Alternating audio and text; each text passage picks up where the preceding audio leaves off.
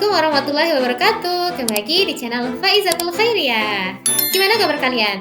Semoga tambah sehat dan ibadahnya tambah istiqomah ya. Kali ini di bab 2 kita akan belajar tentang bersuci dari najis dan hadas. Kira-kira gimana ya caranya? Yuk kita belajar.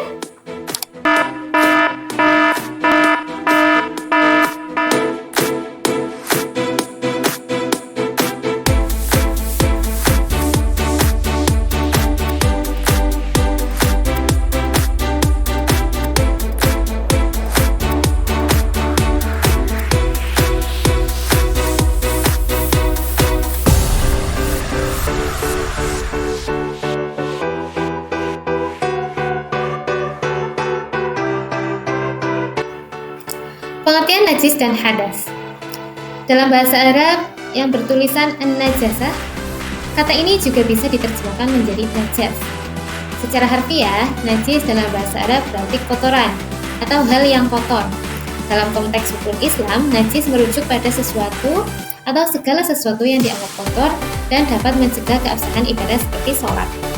Najis yang bersifat hisiah adalah najis yang terlihat oleh mata dan dirasakan oleh panca indera seperti jimatnya anjing, kotoran manusia ataupun hewan, beras kencing, darah haid, dan darah nifas. Najis yang bersifat ma'nawiyah adalah najis yang menodai akidah sehingga tidak dapat dilihat oleh manusia seperti syirik dan kufur. Menurut istilah, najis bisa diartikan sesuatu benda yang mengotori pakaian atau badan kita yang menghalangi sahnya ibadah kita kepada Allah. Menurut ilmu fikih, merupakan benda yang haram disentuh secara mutlak kecuali dalam keadaan darurat dan harus dibersihkan apabila terkena benda najis. Najis harus dibersihkan karena menghalangi sahnya ibadah kita. Dasar-dasar hukum perintah bersuci. Ayo kita cermati dengan seksama, temukan persamaan serta perbedaannya di kandungan ayat-ayat Al-Quran dan hadis di atas ya. Nanti ibu membaca, diulangi oleh kalian. Dimulai dari yang pertama. A'udzu billahi minasyaitonir rajim. Bismillahirrahmanirrahim. Wa thiyabaka fatahhir. Hebat. Artinya, dan bersihkanlah pakaianmu. Quran surat Al-Mudaththir ayat 4. Yang kedua. Bismillahirrahmanirrahim. Antahira baitiya lit-ta'ifina wal-'akifina war-ruka'is sujud. Hebat! Artinya, bersihkanlah rumahku untuk orang-orang yang tawaf, orang yang iktikaf, orang yang ruku, dan orang yang sujud. Quran surat Al-Baqarah ayat 125. Yang ketiga, hadis Nabi. Innakum qadimuna ala ikhwanikum fa aslihu rihalakum wa aslihu libasalakum hatta takunu ka'annakum syamatun finnasi wa innallaha la yuhibbul fuhsya wa la tafakhusya. Hebat, good job. Artinya, apabila kamu datang ke tempat saudara-saudara kamu, hendaklah kamu perintah atau perbaiki kendaraan-kendaraan kamu dan pakaian kamu sehingga kamu menjadi perhatian di antara mereka. Dikarenakan Allah tidak suka perbuatan keji dan juga keadaan yang tidak teratur. Hadis riwayat Imam Ahmad, Imam Abu Dawud, Imam Al-Hakim, Al-Baihaqi dari Sahal bin Hanz. Macam-macam najis dan tata cara toharoh. Tahukah kamu najis memiliki 3 kategori dan masing-masing memiliki tata cara yang berbeda untuk mensucikannya. Yang pertama adalah najis mukhaffaf atau ringan. Najis mukhaffaf adalah najis yang diringankan, seperti air kencing bayi laki-laki yang belum mengkonsumsi apapun kecuali ASI dan kurang dari 2 tahun. Tata cara mensucikannya cukup mencipratkan air ke bagian yang terkena najis sampai bersih. Yang kedua, najis mutawasithah atau sedang. Mutawasithah merupakan najis yang berada di tengah-tengah antara mukhaffaf dan mughalladh. Dan najis ini dikeluarkan dari tubuh dan kubur manusia kecuali air mani. Ada 2. Yang pertama adalah najis ainiyah, adalah najis yang berwujud atau tampak, masih dapat dilihat dan dirasakan salah satu atau ketiga sifatnya, baik warna, rasa, maupun baunya. Yang kedua, najis hukmiyah adalah najis yang tidak tampak seperti bekas kencing. Contohnya ada di slide berikutnya. Contoh najis mutawasithah, yang pertama adalah madhi. yaitu air yang keluar dari kemaluan laki-laki dan perempuan dengan ciri-ciri sebagai berikut. Yang pertama, warnanya kekuningan. Lalu yang kedua, proses yang disertai rasa syahwat atau bersamaan dengan melemahnya rasa syahwat. Lalu yang ketiga, tanpa ada rasa kenikmatan. Yang keempat, terjadi pada orang yang telah balik. Yang kelima, lebih sering terjadi pada perempuan. Lalu yang keenam, terkadang keluar tanpa disadari.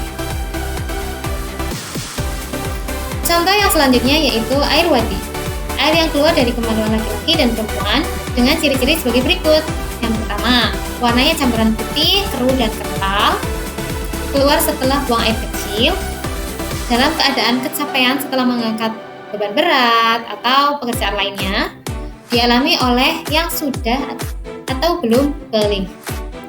Cara mensucikannya dibilas dengan air sehingga hilang semua sifat, bau, warna, dan rupanya. Najis mughalladzah. Najis mughalladzah adalah najis yang terberat, seperti anjing dan babi. Termasuk najis ini adalah air liur kedua binatang tersebut, sperma keduanya, dan anak-anak dari hasil persilangan dengan hewan-hewan lainnya. Cara mensucikannya, lebih dulu dihilangkan wujud benda najis itu, kemudian dicuci dengan air bersih 7 kali dan salah satunya dicampur dengan debu. Tata cara bersuci dari najis dengan air. Najis yang pertama, najis mukhaffaf atau najis yang ringan. Ada 2 jenis. Yang pertama adalah mukhaffaf ainiyah. Caranya adalah dibersihkan lebih dahulu sifatnya, sehingga warna, bau, rasa najis tidak lagi kelihatan atau dapat dirasakan. Kemudian, air yang suci dan mensucikan dicipratkan ke tempat atau benda yang terkena najis. Air yang dicipratkan harus mengenai seluruh tempat atau benda yang terkena najis. Air yang dicipratkan tidak disyaratkan hingga mengalir. Lalu yang terakhir, dikeringkan dengan kain atau benda-benda lain yang suci dan menyerap air. Lalu jenis yang kedua, najis mukhaffaf hukmiyah. Yang pertama adalah tempat dan benda yang terkena najis dilingkari atau ditandai lebih dulu untuk memastikan percikan air secara tepat. Kemudian air yang suci dan mensucikan dicipratkan ke tempat atau benda yang terkena najis dan telah ditandai atau dilingkari. Air yang dicipratkan harus mengenai seluruh tempat dan benda yang telah ditandai. Lalu, air yang dicipratkan tidak disyaratkan hingga mengalir. Lalu yang terakhir, dikeringkan dengan kain atau dilap dengan sesuatu yang suci dan dapat menyerap air. Tata cara bersuci dari najis dengan air yang kedua yaitu najis mutawasithah atau najis yang tengah-tengah. Ada 2 jenis. Yang pertama yaitu ainiyah. Caranya adalah dibersihkan lebih dulu sifatnya sehingga warna, bau, rasa najis tidak lagi kelihatan ataupun dapat dirasakan. Kemudian, air yang suci dan mensucikan dialirkan ke tempat atau benda yang terkena najis. Air yang dialirkan harus mengenai seluruh tempat atau benda yang terkena najis. Air yang disiramkan disyaratkan hingga mengalir. Lalu yang terakhir, dikeringkan dengan kain atau benda-benda lain yang suci dan dapat menyerap air. Lalu yang selanjutnya yaitu najis mutawasithah hukmiyah. Caranya adalah tempat atau benda yang terkena najis dilingkari atau ditandai lebih dahulu untuk memastikan pemercikan air secara tepat. Kemudian air yang suci dan mensucikan disiramkan hingga mengalir ke tempat atau benda yang terkena najis dan telah dilingkari atau ditandai. Lalu yang terakhir dikeringkan dengan air atau benda lain yang suci. Tata cara bersuci dari najis dengan air. Yang selanjutnya yaitu mughalladzah, yaitu najis yang berat. Ada 2 jenis juga. Yang pertama yaitu najis ainiyah. Caranya adalah dibersihkan lebih dulu sifatnya sehingga warna, bau, rasa najis tidak lagi kelihatan ataupun dapat dirasakan. Lalu menyiramkan air hingga mengalir ke tempat atau benda yang terkena najis sebanyak 7 kali dan salah satu di antaranya dicampurkan dengan debu yang suci. Ayo, pilih salah satu di antara ketiga caranya ya. Cara yang pertama, air dicampur dengan debu yang suci dalam satu tempat kemudian disiramkan ke tempat atau benda yang terkena najis. Cara yang kedua, menaruh debu di tempat atau benda yang terkena najis lalu menyiramkan air dan menggosokkannya dan diakhiri dengan menyiramkan dan mengelap air dengan benda yang bersih dan dapat menyerap air. Cara yang ketiga, menyiramkan air ke tempat ataupun benda yang terkena najis lalu menaburkan debu dan selanjutnya mencampurkan keduanya serta menggosok-gosokkannya dan diakhiri dengan mengelap air dengan benda yang bersih dan dapat menyerap air. Lalu Najis mughaladhah hukmiyah caranya hampir sama. Yang pertama yaitu diberikan tanda lingkaran atau ditandai tempat ataupun benda yang terkena najis. Lalu caranya sama dengan proses mensucikan najis mughaladhah ainiyah. Jadi di pembelajaran kali ini kita dapat menyimpulkan bahwa disebut dengan mukhaffaf karena proses pensuciannya lebih ringan dan mudah dibandingkan kedua najis lainnya. Dan mutawasito disebabkan karena penghilangkan najis yang memiliki kadar yang berbeda, yaitu di tengah-tengah antara mukhaffaf dan mughaladhah. Lalu najis yang paling sulit dan berat pensuciannya yaitu najis mughaladhah karena tidak cukup dengan air, tapi juga ada tambahan yaitu debu. Jadi alhamdulillah kita telah belajar banyak hal dari mulai pengertian najis, dasar hukum, macam-macam najis, terus tata cara mensucikannya juga. Semoga tambah paham ya. Kalau belum paham juga jangan lupa komen. Jangan lupa juga subscribe, like, comment, and share ke teman-teman kalian. Dari itu cukup sekian. Jika banyak salahnya, mohon maaf. Assalamualaikum warahmatullahi wabarakatuh. Bye.